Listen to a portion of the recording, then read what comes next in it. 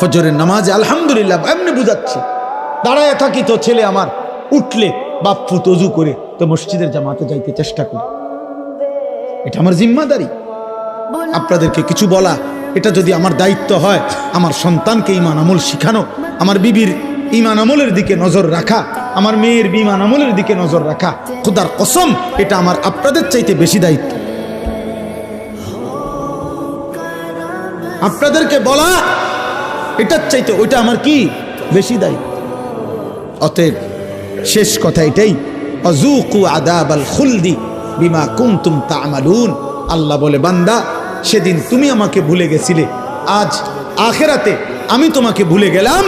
অতএব অনন্তকালের জন্য আযাবাল খুলদ, খুলদ মানে অনন্তকাল, অনন্তকালের জন্য তুমি তোমার মন্দ কর্ম নাফরমানির বদলায় জাহান্নামের আযাব ভোগ করতে থাকো।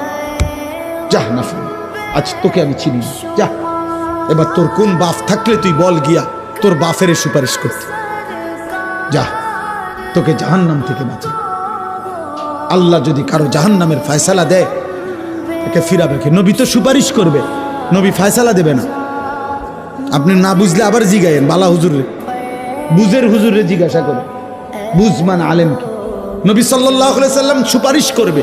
সুপারিশ মানে ফয়সালা, সুপারিশ মানে আবেদন,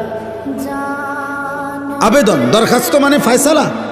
দরখাস্ত কারো কাছে দিতে হয়, অন্য কেউ এটা কি করে? মঞ্জুর করে। তো নবী তো সুপারিশ করবেন, ফয়সালা দেবে কে? আল্লাহ, আল্লাহ, আল্লাহ।